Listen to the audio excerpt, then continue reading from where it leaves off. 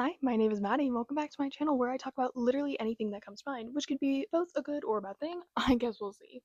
So recently I got a new mic, so if it's like peaking or being weird, I sorry in advance. I don't really know how this thing works. So yeah, anyway, in my last video, I talked about the band Forever in Your Mind, and in that video, I mentioned this show called Best Friends Whenever that Ricky Garcia was on, and so if you read the title, then you know that's what we're talking about today. Oh my gosh, I'm so excited. This is the first time I've ever covered a TV show on my channel, so I'm gonna give you like the general outline of how this thing is gonna go. So first I'm gonna give you like a general overview of the show, and then we're gonna go episode by episode, which might take forever, but that's okay. I don't have to edit it right now, so that's a later me project. Then we're gonna do a little analysis of the show, and then I'll give you my personal thoughts, which God forbid Maddie like shut up anytime that she has something to say. Anyway, let's get into it. Best Friends Whenever was a TV series that aired on Disney Channel from 2015 to 2016. The series follows best friends Sid and Shelby and their ability to time travel. It aired on June 26, 2015, right after the premiere of Teen Beach 2. Doomed from the start, if you ask me. Fun fact, the series is set in Portland and not one homeless person is mentioned. So time travel is not the most unrealistic thing about the show. Our characters are Shelby, played by Lauren Taylor, Sid, played by Laundry Bender, August Camp, formerly Gus, as Barry, Ricky Garcia as Naldo, and Benjamin and Matthew Cole Royer as Shelby's brothers, Brett and Chet, respectively. Recurring characters include Shelby's mom, Astrid, and her dad, Norm. The theme song for the show is Whenever by Forever in Your Mind. Very fitting. Main characters this season are Sid, Shelby, Barry, Naldo, and according to the intro, Brett and Chet, they've played a very small role in the majority of these episodes, so I don't really fully agree with that, but whatever. In the pilot, A Time to Travel, Sid moves in with her best friend Shelby after her parents leave for an archaeological dig in Peru. On their way to school, Sid and Shelby are accidentally zapped by Barry's laser, which will do something, I'm sure. When they get to school, Shelby has an elaborate plan to ask this guy named Cameron to the upcoming dance. Cameron is played by none other than Emery Kelly, aka bandmate of Ricky Garcia. Crazy world. Plan fails due to a variety of things, and Shelby is sad and hugs Sid, wishing they could do the whole thing over again. Finally, they get transported back to Shelby's house at 7 a.m. aka that morning. Oh, no way. Whoa, that's crazy. Sorry, I'm done now. With this power, they redo the dance proposal, but they fail again and accidentally jump to 2 years in the future. They find out they stopped talking due to the whole mishap. They have a falling out before realizing that they're best friends. Power of friendship. You'll see that that solves a lot of problems in this show. They go back to the morning and Shelby decides not to ask Cameron to the dance. They figure out that touching in some capacity allows them to time travel. They accidentally travel to the future where they are strapped to these tables. This is known as the future lab. They scream and travel back to the present. Be important later. The B plot, Barry tries to replicate their time travel abilities.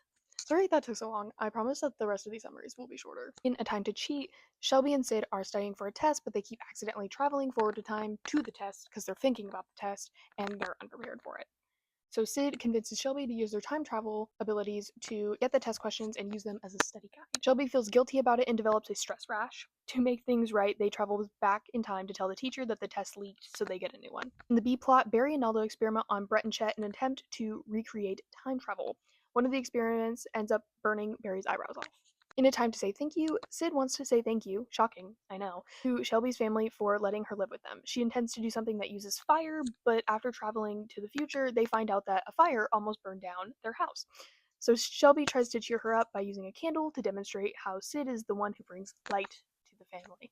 Sid is not impressed and throws the candle into the trash can. This candle actually started the fire that they saw in the future. In the B plot, after talking to Sid and Shelby, Barry realizes that he should start thanking Naldo for help in his lab. In A Time to Jump and Jam, Sid's dog Diesel gets into Sid's laundry and finds a piece of Slamrito, which were banned by the health board in 7th grade. Sid suggests that they jump back and get one, but Shelby doesn't want to, so she blocks the time travel. I wonder why. Sid sneak attacks Shelby and they jump back to the 7th grade, where it is revealed that Shelby told Sid that they weren't invited to this girl Jen's birthday party, even though they were. Sid is upset and spends the rest of the day with Jen to make up for lost time. And then later, Shelby reveals that she was just afraid Sid would like Jen more than her, and so that they wouldn't be friends anymore. Whatever. After that, they make up. In the B plot, Barry and Naldo help Brett and Chet with their science project of model rockets. You'll start to notice that the B plots genuinely have nothing to do with an overarching story or the main plot at all. So I just included them because I just did. But yeah, you don't really need to pay attention to them. In A Time to Rob and Slam, the science teacher, Mr. Doyle, pairs Shelby with this kid named the Rob. When the Rob is being a jerk, Sid trains Shelby to quote unquote slam him, aka like just diss him. I don't know, yeah, whatever. Shelby finally succeeds but feels really bad about it, so then Mr. Doyle tells the two of them that Rob wasn't always a mean person. He was nice, but then he got rejected by this girl on like Valentine's Day, so their plan is to go back to Valentine's Day and get him with that girl so he'll stop being mean. They get there though, they discover that Shelby was actually the girl that turned him down and she just didn't know. And so Shelby goes to talk to him and then she accidentally starts dating him. And then they jump to the future and they're still dating and then they break up and it's like whatever. Not important. In the B plot, Barry tries to convince Naldo that his favorite movie, Spark Dynamo, is really bad. Fun fact, this is the last episode to use the title format of time to blank. So I don't know why they stopped doing that. Not important. And also, fun fact, Rob is the dude from Girl vs. Monster. I noticed that when I watched that. I was like, oh, what is he doing here? In the butterscotch effect, obviously a ripoff of the butterfly effect, Sid and Shelby go back in time to help Barry meet his idol scientist guy, which he previously missed the chance to do so. When they make that happen, they return to find that Barry has started a rock band because his idol criticized all of his theories about science or whatever. And Sid and Shelby try to correct it, but when they return to the present again, Barry's like an evil scientist guy, and I think he's supposed to be German. I don't know. It's really stupid. And so then they realize that they accidentally made something happen where Barry and Naldo didn't meet, and that's why Barry became evil. And so they have to go back and get them to meet, and whatever. B plot, Brett and Chet try to spend time with their dad when he has a day off work. Once again, has nothing to do with whatever's going on. In Shake Your Booty, Shelby and Sid are assigned an essay on disco, so they decide to jump back to the 70s to get some ideas. They accidentally split up during this escapade, and then the girls forget each other. So Sid turns into a punk, and Shelby is part of the disco people. And then they both get detention, and finally they remember each other by like talking to each other, and then they just go back home. In the B plot, Barry and Otto study these particles that were left behind when Sid and Shelby jumped to the 70s in the first place. They're called tachyon particles, and they're important later. And I will talk about them later, just because I don't like them, and I'll discuss that later. Also cross-reference the yearbook from the 70s to keep an eye on the girls. Also in the 70s, Barry and Naldo play the young versions of their dads, so they're like kind of there, but not really. In Jump to the Future Lab, aka the technical first lore episode, Shelby and Sid discover a logo all throughout Barry's lab that is seen in the future lab from the first episode. They figure out it's the okay, bear with me here. Globo-Digidyne logo. Don't ask me why it's called that. I don't know. Where Shelby's dad works. I don't know how she didn't know that, like, he worked there. Whatever. They decide to sneak in and just see what's going on because their dad said something about something he couldn't talk about at work, and so they were like, oh, he's hiding something. So they go in. In the B plot, Brett and Chet think that Sid and Shelby are detectives, so they follow them also into Globo-Digidyne at the same time. Company CEO Janet Smythe, remember that name, is testing new robots, and Brett and Chet get in control of them, which Disney Channel. And so then they start chasing Sid and Shelby around. And so Sid and Shelby think that these robots are after them because they don't. Yeah, whatever. And at the end, Shelby's dad gets promoted, and Janet Smythe tells him he's now part of this secret operation. And I'll spare you all of the details because they walk around it a lot, but it's the future lab. That's what it is. The next episode is Sid and Shelby's Haunted Escape. This episode was part of the Halloween special that went on with like Liv and Maddie, Jesse, I Didn't Do It, all of those people. There's more, but whatever. So the girls want to go to the New York Central Park Spooktacular. I had to look up that name, and I couldn't find it anywhere but Fandom Wiki, so shout out Fandom Wiki. Barry makes his laser able to teleport things, and so the girls take this opportunity to teleport themselves to New York, as they should. And so then they get stuck in an escape room with Riley and Lucas from Girl Meets World. Great episode, you know? And then a side effect from the laser is that they turn into ghosts. Yeah, I don't know. They just turn into ghosts. And so then the only way that they can time travel home is by possessing Riley and Lucas's bodies, because they couldn't like touch each other because they were ghosts. Yeah. And then in the B plot, Naldo tries to scare Barry into liking Halloween. In When Shelby Met Sid, Sid and Shelby go back to live a day in kindergarten.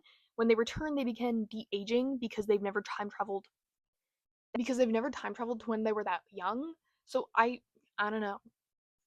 I don't really get it, but Barry and Naldo make them drink a lot of milk because calcium helps this somehow. I don't know. It works on Shelby, but it doesn't work on Sid, and it only doesn't work because apparently Sid didn't want to grow up, and so it was like a mental thing. Shelby talks to her, and then everything's all good. In Sid and Shelby Strike Back Part 1, Sid and Shelby discovered that Janet Smythe told you to remember that name, is the one behind the future lab. And so they plan to get rid of the lab and Globodigidine as a whole. The girls find out that Janet Smythe came up with the idea of wireless technology in like 1991 because she like shocked herself on like a lamp. My only question about this is like, what wireless technology? Like computers? What do you mean? Like, I don't know. I don't know. Too many questions. Anyway, through a lot of trial and error, getting through her lab, Shelby unplugs the lamp and erases the existence of Globodigidine. This ends, however, with Shelby living in Alaska and Sid in Peru with her parents. B plot, Barry and Marcy find out that they like each other. I didn't bring up Marcy before, but she's like not important. She's like a very side character until literally right now. Right now, she's an important person. So I will explain. She's just a girl that goes to school with them. She's kind of annoying. And she also likes science. She's played by Madison Hugh or Frankie from Bizarre Dark, if that's what you know her from. See, I did know her from that, but also she's friends with Rodrigo. Like, I know. In Sid and Shelby Strike Back Part 2, the girls plan to meet at Shelby's old house to time travel back. Shelby gets there first and finds out that Janet Smythe now lives there. Janet then kidnaps Shelby and plans to practically kill her and Sid. There's like this machine thing that is apparently supposed to like extract something about time travel. I don't know, but it like she's just trying to kill him. She found out they were time travelers by looking at the security footage from her lab because they just like disappeared, and she was like, "Oh, they must be time travelers." I don't know. Personally, I would not come up with that, and so now she wants the ability to time travel. Barry, Naldo, and Marcy all walk in while this is happening, and they also get kidnapped. Sid gets there eventually, and that machine thing practically almost kills her, but it doesn't, so yay. They go back to Janet's lab in 91 and then let everything happen the way it was supposed to happen, so Globodigidine is now a thing again. The thing though is that they leave tachyon particles behind in Janet's lab, and so sorry, my phone just completely fell over. Anyway, back to what I was doing. They leave tachyon particles behind in Janet's lab in 91, and so she sees it and like grabs it in a little jar, and she's like, I'm gonna figure out what this is. And so then she like that's like her whole life goal now, other than wireless technology. In the B plot, future Barry likes Marcy. Because Sid and Shelby erase that timeline, they go back to the original timeline and they're like, oh yeah, you guys like each other. Yeah. The whole timeline thing is actually very confusing to me. I don't like it at all, but I've made a diagram so that I can explain it. Okay, so imagine my cursor is Sid and Shelby. So at the beginning of episode or part 1, they start here, but then they travel back to 1991 here. Makes sense, okay? They go through the whole debacle of everything. They unplug the lamp, whatever. And when they travel back forward, they end up here in timeline number 2. So part 2 takes place in this timeline only. So in part 1, when Barry and Marcy get together, that is timeline 1, Barry and Marcy getting together. So in part 2, when Barry and Marcy get together, that is timeline 2, Barry and Marcy getting together. And so then they all get kidnapped at the end, obviously. So then when Sid and Shelby time travel back to 1991 to let Janet like get shocked or whatever, they presumably go back to this 1991 and not timeline 2, which would mean that all of timeline 2 is just gone now. That's gone.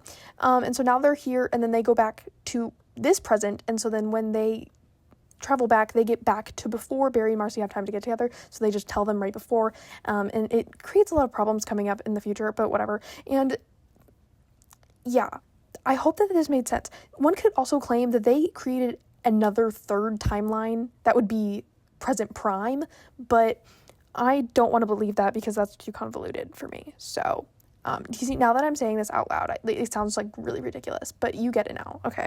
Wondering how many timelines that they've technically erased. I don't have a specific number, but it's probably somewhere around 50, but the current present timeline is not the same one from the first episode. Do with that what you will. In The Girls of Christmas Past, on Christmas Eve, Sid is sad that Shelby's gifts are always like better than hers because she's just good at giving gifts. I don't know. So she jumps back to last year's Christmas with Shelby while she's sleeping, so she doesn't know. So she can like figure out what Shelby got her, so then like she can get an equivalent gift. I don't know. Sid does her best to keep Shelby from finding out.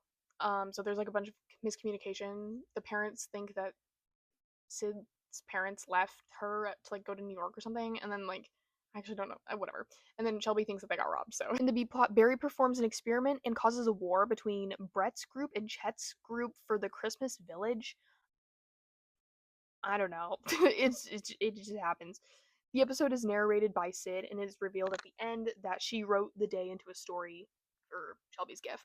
In A Time to Double Date, Sid and Shelby use time travel to attend both of their events that are on the same night. For Sid, it's like watching wrestling or something, and then Shelby has a craft fair. The plan backfires when they both meet boys that they like, but when they time travel back and go do somebody else's thing, then obviously they never met that boy in that timeline, so it becomes a whole thing.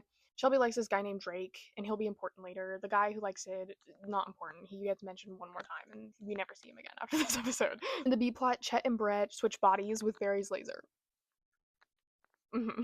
In Jump to the 50s, Shelby's grandma Rita comes to visit, where Astrid makes a claim that she had encountered time travelers during her youth, who set her up with Shelby's future grandfather. His name is Paul. This causes Sid and Shelby to jump to the 1950s to investigate and bring her grandparents together. I have a lot of questions about this episode, but I will bring that up later. In the B plot, Barry raises money so he can buy his RV back because his parents are going to sell his RV. That's where his lab is, by the way. I don't think I mentioned that earlier. And so the buyer comes, and he was apparently a jewel thief in his past life. He went to jail or whatever. And then Barry and Naldo try and find the jewels that he hid in the RV. I don't know.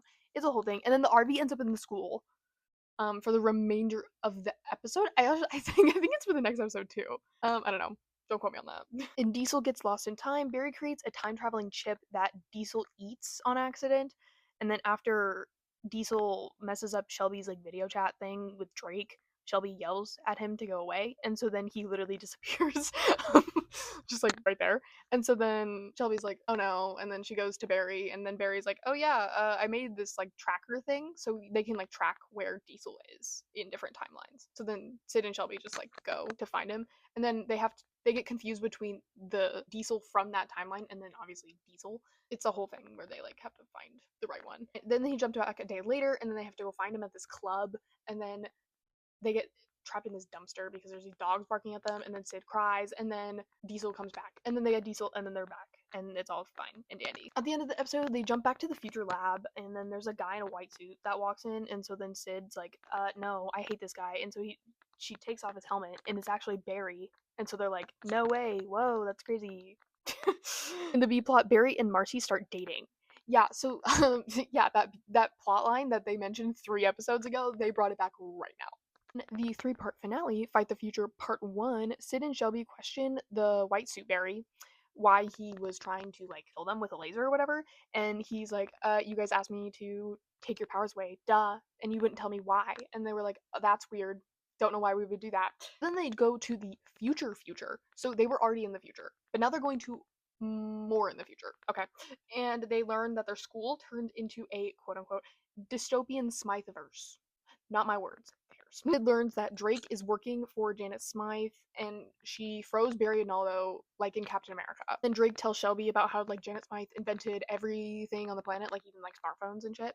And Shelby's like, that's actually not possible, so she must have the ability to time travel so she could go back and do all that. And then the girls get caught by Janet Smythe because she just like knew that they were there. They try and jump back, but then she has like time travel blockers in the school. And then Shelby figures out that it was in the clock because Janet Smythe like was there for when the clock was put in, so they go back to the present, and then Sid tells Shelby how she feels about her being with Drake, and so then her and Drake break up. Boring. R.I.P. Drake.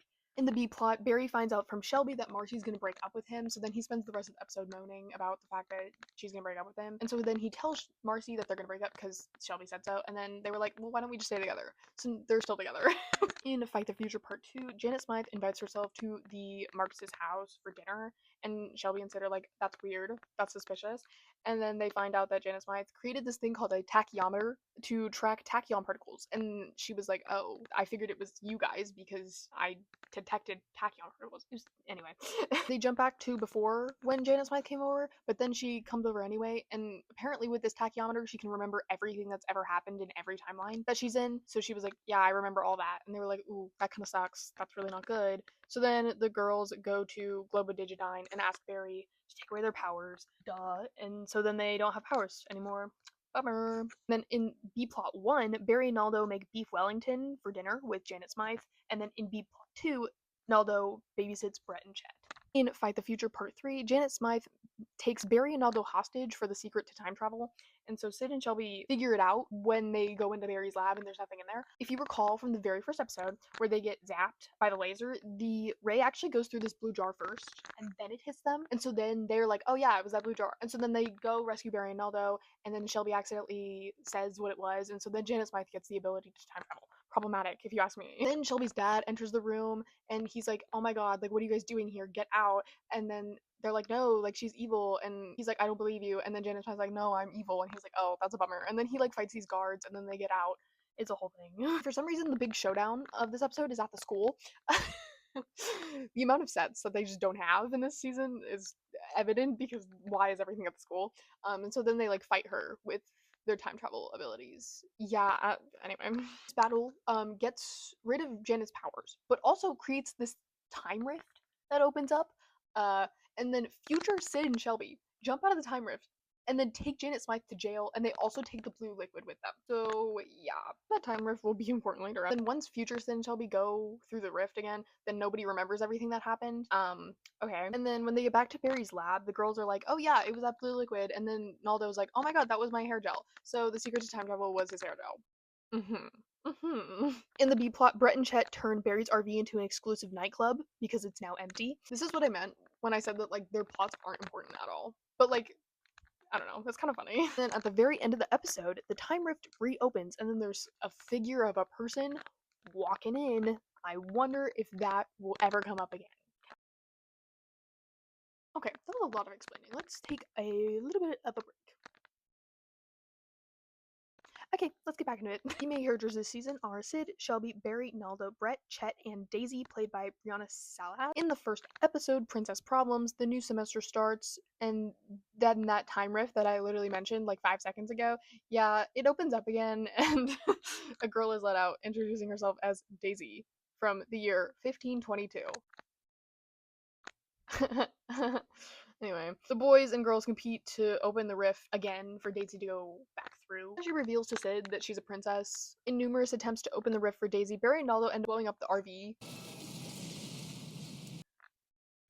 Then they go to the school, and the portal opens again for Daisy, and then Daisy's like, oh yeah, like, I live in a castle and I don't see anybody, and they like put food under my door, and so like, oh my god, you're a prisoner. That's really problematic. Do you want to stay here? And she's like, I do want to stay here.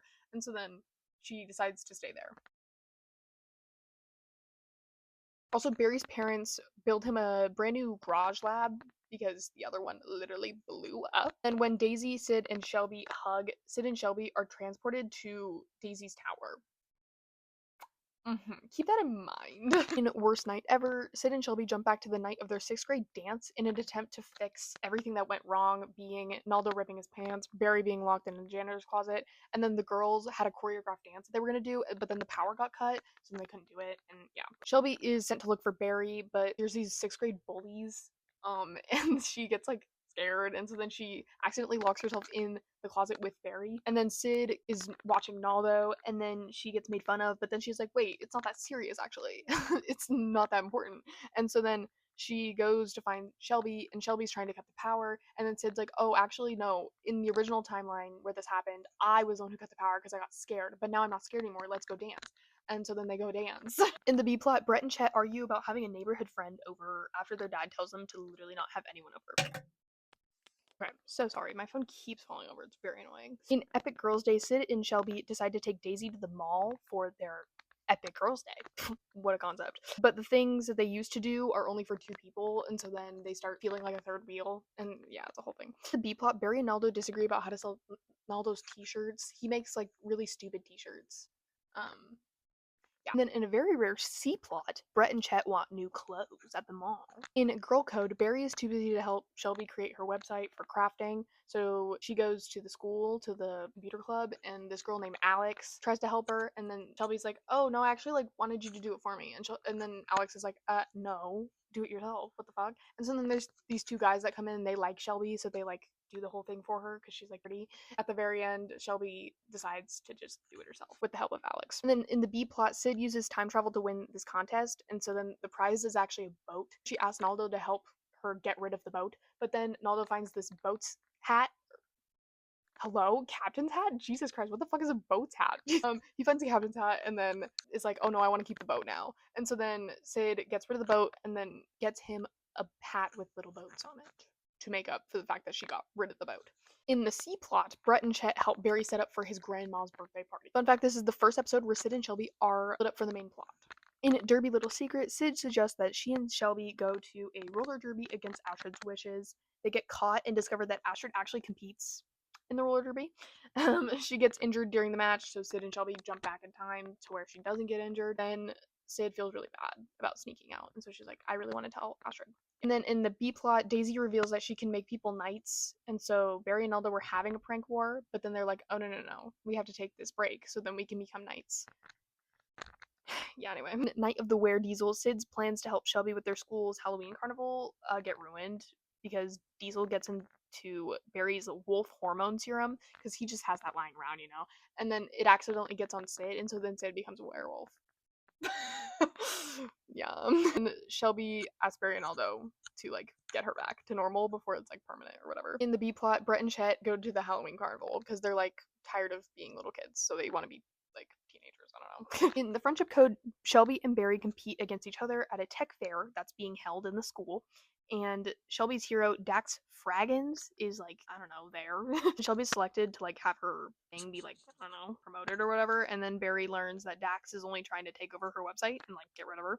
So he's like, kind of have to tell Shelby that. And so then he like tries to do that. And then in the B plot, Sid tries to search for her like hobby because everybody else has one and she doesn't. And then she asked Aldo for help. And fun fact, Dax Fraggins is played by Jason Earls. I feel like my camera's gonna fall again. And I don't know, it's just like, in The Lion Game, while playing a friendship game with Barry and Naldo, a secret referring to Sid leaving Shelby while she was sick to go to this concert gets like exposed, and then they got all mad at each other.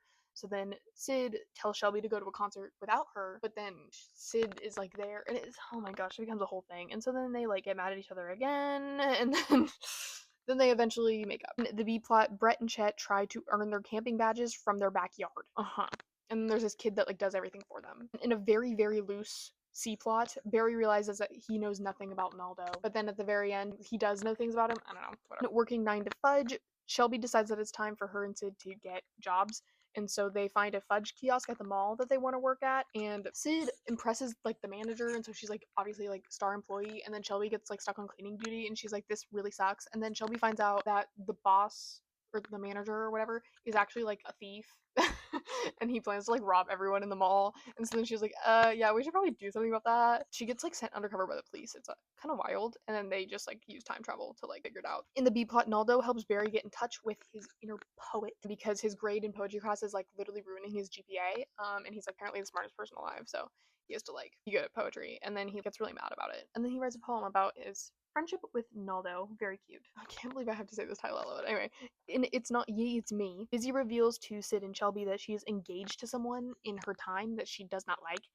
And she's also never met him, but whatever. They offer to help her break it off, so then Sid and Shelby go to the 1500s to like confront him. His name is Sebastian, and he literally just hates women. That's like his whole thing. And then Shelby almost dies. In the B plot, Daisy joins Barry and Naldo in their games that they have going on in the lab, and then she wins every time. And so then Barry's like, I can't believe she's winning. I can't believe you stole a llama and brought it here. And then he realizes that he likes her. Sebastian is played by Link from the Thundermans, or that guy from Alexa and Kitty. Whatever your preference is. In The Christmas Curse, the Marcus family hosts the yearly neighborhood Christmas party, and Shelby wants like everything to go perfect because she wants to impress this neighbor guy. Sid and Shelby accidentally break Daisy's traditional Christmas goat, and they're put under a Christmas curse. So then everything starts going wrong, and then Shelby's like, oh god, no, this is really bad. And then they think that they lose their time travel abilities due to said curse. In the B plot, Brett and Chet set out for revenge against Santa because Santa gave them socks for Christmas. And so then they head to the mall, and Naldo is dressed as Santa because he's the mall Santa. And so then they kidnap him because they think he's the real Santa. And so then they torture him for like the rest of the episode. And Barry goes to the mall because Naldo left presents at like the lab. And so then Barry has to become the mall Santa. Yeah. And then he likes children because they ask for science stuff. I don't know if he's hated children in the past. Like, I don't remember if he said that. I mean, he probably has, but whatever. In the finale, Revenge of the Past Part 1, the rift opens again. I bet you probably forgot about the rift because they keep forgetting to mention that. And so Sebastian walks out like a little weirdo, and then he plans to get Daisy back so that he can marry her and like take all her land and her money. And so the gang goes to school the next day and they see Sebastian there and he's being all weird. They figure out that he's there for Daisy, and then he's gonna find her at this dance. And so before this, Barry asked Daisy to go to this dance. It's like this cool dance or whatever. And she's like, yeah, for sure. And now they're together. So yippee. But now they can't go to the dance anymore because Daisy can't go to the dance because freaking Sebastian's there and he's like gonna like kill her or something. I don't know. Shelby and Barry head to the dance early to get everything set up because they're gonna open the portal and like push Sebastian back in. So yeah, they go there. So then Naldo waits for Sid, and then they have this little moment together. Then Daisy shows up to the dance because God forbid a plan actually worked for these people. And she's like, no, I feel bad. Blah, blah, blah. And then Sebastian sees her and he's like, let's go back. And then Shelby's like, And then she tackles him and then they and then she goes through the portal with Sebastian. And then it closes. Then Barry's laser breaks. So then they can't like really open it again. Awkward.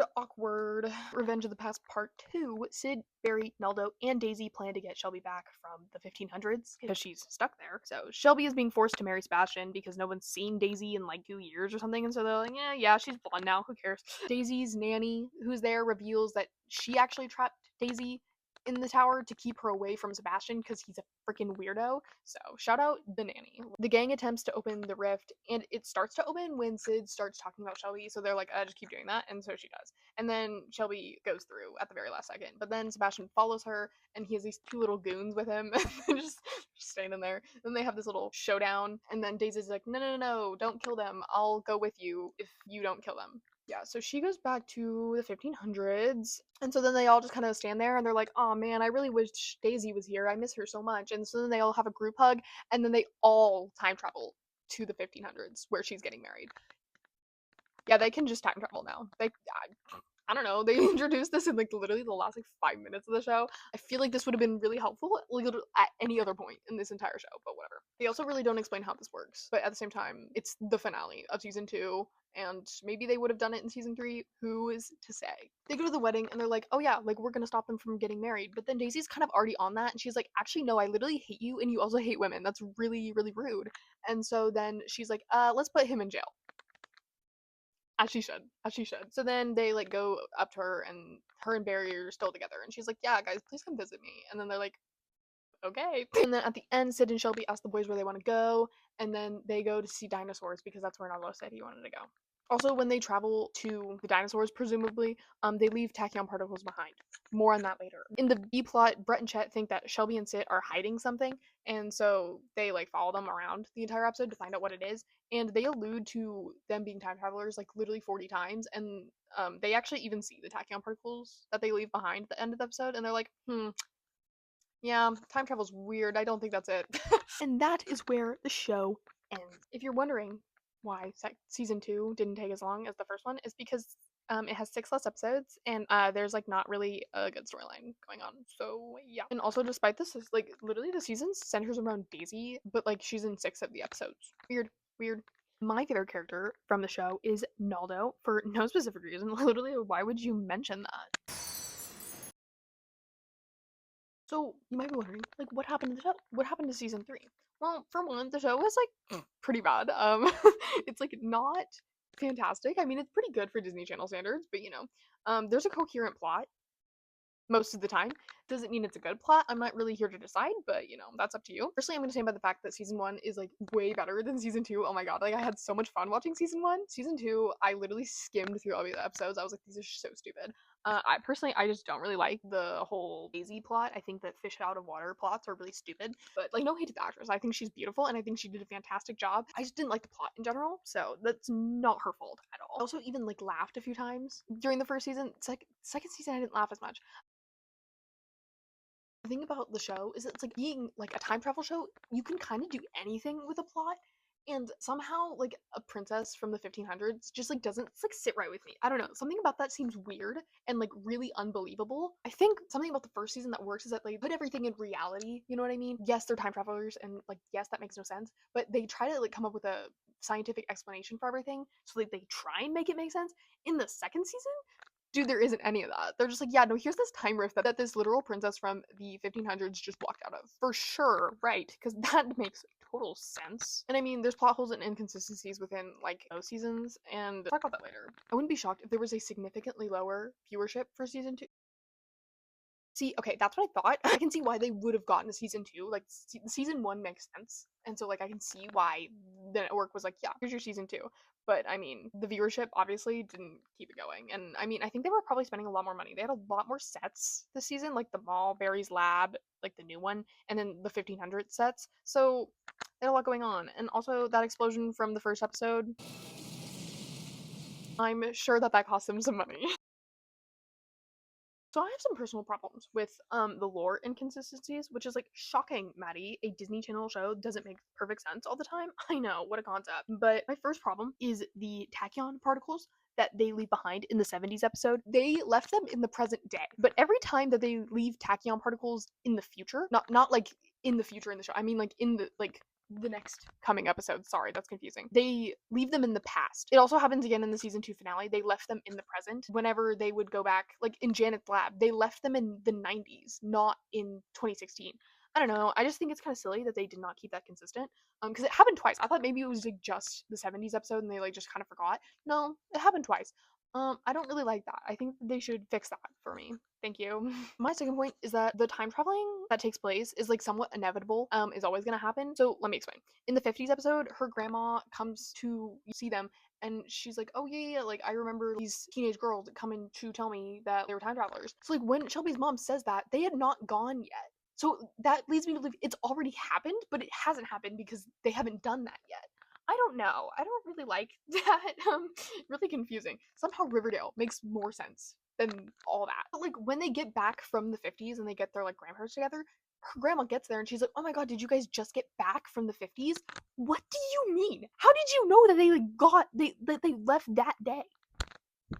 No, I don't like that. I don't like it. It doesn't make any sense. What I'm getting from that, okay, is that it was written in stone that Sid and Shelby were going to go back to the 50s one day and get her grandparents together so that Shelby would not like stop existing or something, even though she'd been existing that entire time. I don't like it. I don't know. That doesn't make any sense to me. I mentioned earlier that I don't like season 2. I just I just don't like it. Some of my problems with it is like, the fish out of water thing that I mentioned. I think it's kind of silly, but that's like a personal problem for me. I don't think that's why the show like absolutely flopped. That is not it, but you know, whatever. Also, in the finale, when Daisy goes back with Sebastian because she's like, no, let them live.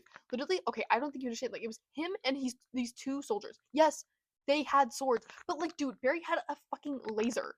That would have instantly got them to go away. You know what I mean? Like, it's so dumb. Like, she did not have to go. I understand for plot reasons they were like, no, she needs to go back. But like, dude, there's nothing that would intimidate me from like those men. No.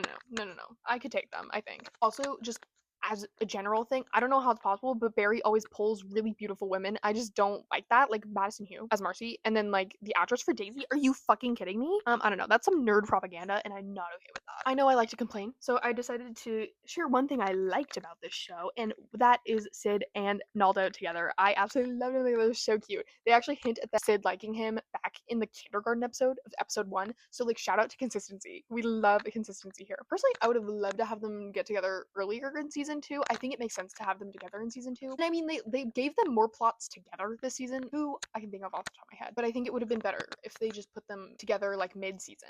Because putting them in the finale, are you kidding me? I'll take what I can get. Thank you so much for watching this video. I had so much fun talking like I normally do. If you had fun watching it, then you should comment that. Or you could like the video. I don't know. If you like watching me talk, then you should check out my other videos where I also talk. That's all the yapping I have for today. Bye bye.